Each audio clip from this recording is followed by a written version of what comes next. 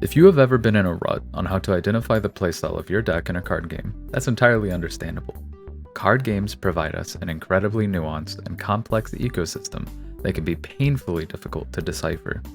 Through years of research into the game theory that we base deck building on in competitive TCGs, we can thankfully have some reprieve from the earlier mentioned woes of playstyle identification and analysis.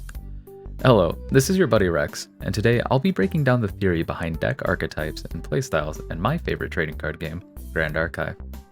First, where do we even begin? As a baseline, decks can predominantly be sorted based on two measurements: how reactive they are and how fair they are. Reactive versus proactive is based on how often the deck aims to answer threats the opponent plays, as opposed to playing their own threats turn over turn. A reactive deck aims to respond to the opponent in some capacity, while a proactive deck aims to force the opponent to respond to them. Next, fairness is measured by how your deck presents information to your opponent and how readily they can interact with your plays. A fair deck presents information predominantly on the field in the form of objects, such as allies or weapons, that your opponent can then interact with. Fair decks seek to tell the opposing player how you intend to win. An unfair deck, however, seeks to make plays that shy away from on-board interactivity, such as killing the opponent on the effect stack or making a lethal threat that they cannot effectively defend against. Whenever you plot decks on the axes of fairness and reactivity, you end up with four major archetypes: combo, aggro, midrange, and control. Aggro is an archetype in which you seek to win the game as quickly as possible via the usage of early threats. It is inherently proactive and fair by nature, as most of your threats are openly presented to your opponent as you try to smash their face in. In Grand Archive, we have a few sub-archetypes inside of aggro, such as burn, swarm, and tempo.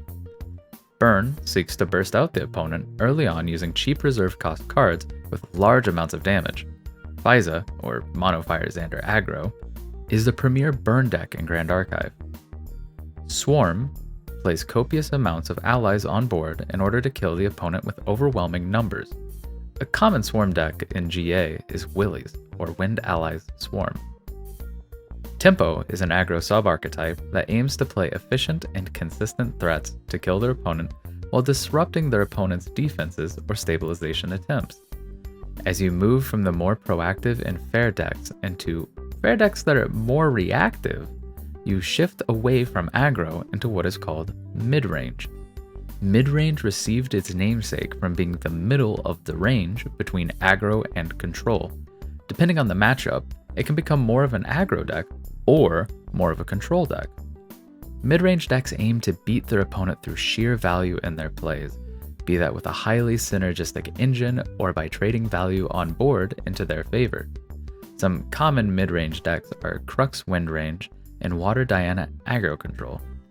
Crux Windrange plays to strip away their opponent's resources and outvalue them through stronger top decks and with the sheer might of human lords such as Banner Knight and Phalanx Captain.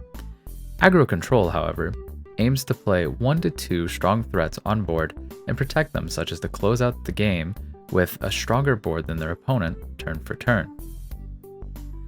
Pivoting into reactive and unfair decks, we have the control archetype.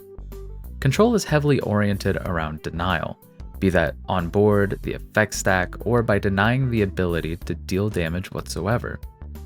Control decks aim to react to their opponent in order to stabilize the game in their favor, once they either scale up for lethal or their opponent runs out of threats to threaten their own lethal. Common control decks in Grand Archive are Fire Crux Merlin, Water Neos Control, and Serene Luxem Control. Each focus on denying the opponent their game plan, while inevitably scaling into their own respective kill lines. Finally, we have the combo archetype, which is both proactive and unfair. Combo decks seek to close out the game through a combination of a few effects backed by a powerful engine in order to kill their opponent with the raw power of that combo. Premier combo decks in Grand Archive are Arcane Rai combo, Erupting Rhapsody combo, and Umbra Diana combo. Now that we've introduced our 4 main archetypes, we can place each deck into a timeline of when they want to win the game, or at least have the game more or less decided. Aggro seeks to win by turns 2 to 3. Combo seeks to win the game by turns 3 to 4. Midrange has a clock of turns 4 to 5 typically, and Control wants to lock out the game and survive to get to turns 5 and up. Overall, Grand Archive pivots dramatically around that 4th turn, which is often the moment at which the game is either decided or is nearing its natural conclusion. We can assess a deck's efficacy by how well it either matches its archetype's clock, or better yet, outpaces it.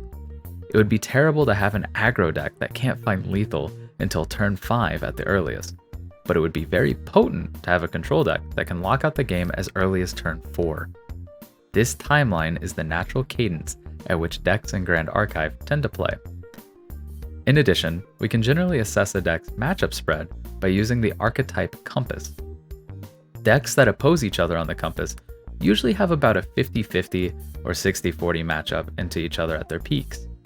Decks in an archetype will usually have much more positively polarized matchups into decks in the archetype directly to their right, while having far worse matchups into decks into the archetype on their left.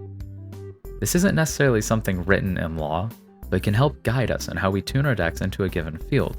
For example, if you're playing as midrange against a combo opponent, it would be wiser to sideboard into a much heavier aggro package to swing the matchup more into your favor due to the additional gas you've added to the deck. At the end of the day though, this is all just a baseline theory. In application, not every deck is going to abide by this exact framework.